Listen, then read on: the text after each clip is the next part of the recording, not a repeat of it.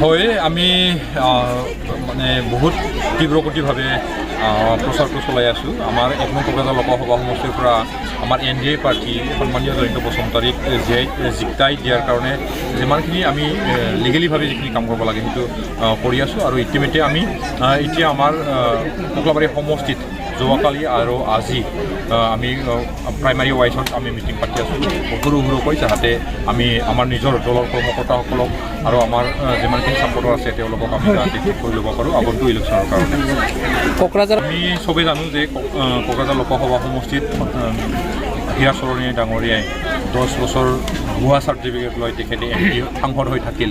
এতিয়া আপোনালোকে বিবেচনা কৰক, আপোনালোকে জাগাৰ মানুহ যে কোকৰাঝাৰ লোকসভা সমষ্টিৰ 2 বছৰীয়া যি সাংসদ হীৰা চৰণীয়া ডাঙৰীয়াই এই অঞ্চলত বা মোৰ কোকৰাঝাৰ সমষ্টিত কিবা তেখেতে কাম কৰিছে নেকি, আৰু লগতে কোকৰাঝাৰ লোকসভা সমষ্টিত কোনটো জেগাত তেখেতৰ যিখিনি আঁচনি আছে সেইটো আপোনালোকে অলপ বিচাৰ কৰি চাওক।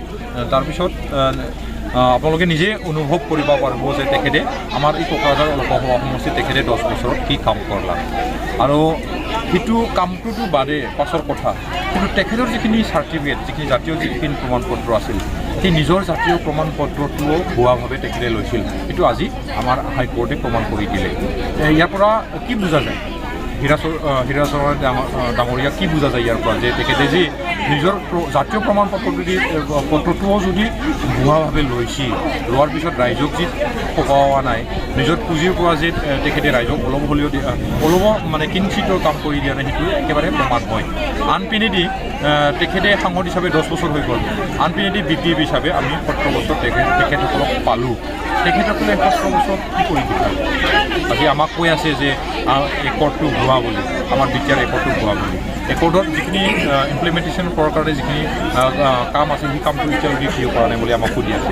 সেইকাৰণে মই তেওঁলোকক উল্টাকৈ সুধিব খুজিছোঁ, তেখেতসকলে 17 বছৰ শাসন কৰাৰ কালত তেখেতসকলৰ BTC ৰেকৰ্ডত অহা CIT-টো একদিনতে তেওঁলোকে ক'ব পাৰিছিল। বিভিন্ন যিখিনি অনুষ্ঠান আছে তেওঁলোকে 2 বছৰ, 3 বছৰ, 5 বছৰতে তেওঁলোকে কৰিব পাৰিছিল। ইয়াতে আপুনি বিবেচনা কৰি চাওক যে কোকৰাঝাৰ সমষ্টিত কোকৰাঝাৰ VCDC অফিচটো তেওঁলোকে সৰু এটা মই উদাহৰণ দিছোঁ। কোকৰাঝাৰ VCDC কেইটা তেওঁলোকে 17 বছৰৰ কেইটা VCDC অফিচটো তেওঁলোকে কৰিছিল। কোকৰাঝাৰ VCDC তেওঁলোকে কৰা নাছিল, জলগাঁও VCDC তেওঁলোকে কৰিব পৰা নাছিল, খামাৰদিছা VCDC তেওঁলোকে কৰা নাছিল। তেতিয়াহ'লে ইয়াৰ পৰা আপোনালোকে নিজে বুজি পাব যে 17 বছৰত তেওঁলোকে কি কাম কৰি আছে বুলি কৈ আছে। CIT-টো একদিনতে কৰিছিল নেকি তেওঁলোকে 17 বছৰত কোকৰাঝাৰ VCDC-টো কৰিব পাৰিছিল নেকি? সৰু উদাহৰণ এটা দিছোঁ মই, কোকৰাঝাৰ VCDC অফিচটো যিটো একেবাৰে ৰুড লেভেলৰ VCDC অফিচ, সেই VCDC-টো তেওঁলোকে কৰিছিল নেকি? কৰা নাছিল। তেতিয়াহ'লে তেওঁলোকে যি একেবাৰে ৰাইজক সহায় আছিল, তেওঁলোকে যি নিজৰ পকেটৰ কাৰণে স্কিমবিলাক কৰি আছিল, ছাপ্লাই দি আছিল, আঁঠুৱা ভগাই আছিল, সেইবিলাক বস্তু তেওঁলোকে নিজৰ কাৰণে কৰিছিল। এতিয়া ৰাইজে এতিয়া বুজি পালাক আমি তুলনামূলকভাৱে 3 বছৰত কি কৰলাক, তেওঁলোকে 17 বছৰত তুলনামূলকভাৱে আমাৰ কৰি কিমান কৰিছে, সেইবিলাক এতিয়া ৰাইজে নিজে নিজৰ মনত তুলনা কৰি চাইছে, যে কম্পেৰিজন কৰি চাইছে যে সঁচাকৈ প্ৰমোদ বড়ো ডাঙৰীয়াৰ চৰকাৰ আৰু হাগ্ৰামা মহিলাৰ চৰকাৰটো কেনেকৈ আছিল। আগৰ দিনত যদি 3 বছৰৰ আগৰ কথাটো ভাবে, আপোনালোকৰ অঞ্চলত চামুহাঠাই VCDC, ৰূপহী আৰু এইপিনে শালবাৰী আমি যদি যাওঁ, আমাৰ শিমলা অঞ্চলত যদি চোৱা যায় বা কোকৰাঝাৰ অন্তৰ্গত যিমানখিনি আছে, তেনেকুৱা জেগাত 17 বছৰৰ সময়ছোৱাত আমি চৰকাৰ গঠন কৰাৰ আগত যিখিনি পৰিস্থিতি আছিল, সেই পৰিস্থিতিটো কেতিয়াবা আপোনালোকে নিজে দেখা পাইছে যে কিমান কি হাল্লা পৰিস্থিতি আছিল। প্ৰতিটা ইলেকশ্যনত মানুহ মাৰা, গুলীয়াই মাৰা বিভিন্ন ধৰণৰ হৈছিল। কৰাৰ কাৰণে যিখিনি শান্তি সম্প্ৰীতি বজাই ৰখাৰ কাৰণে আমাৰ সমজুৱা যিখিনি জাতীয় যিখিনি আহ্বান ইয়াৰ কাৰণে যিখিনি কাম কৰি আছিল, তেওঁলোকে সেই সময়ত উঠাই দি আছিল। কাৰণ আমাৰ এই অঞ্চলৰ পৰা ডাঙৰ কৰা মানুহেই নাছিল। এতিয়া যোৱা বছৰ এই চামুহাঠাই VCDC-ৰ পৰা এজন APC লাভ কৰিছিল। মোৰ সমষ্টিৰ প্ৰথম যোৱা 17 বছৰ তেওঁলোকে APC পাছ কৰা এতিয়া ওলাব পাৰিছিল নেকি? কিন্তু প্ৰমোদ বড়ো ডাঙৰীয়া চৰকাৰ গঠন হোৱাৰ পিছত যোৱা বছৰ এই চামুহাঠাই বাঘমাৰা গাঁৱৰ পৰা প্ৰথম APC আমি লাভ কৰিলোঁ।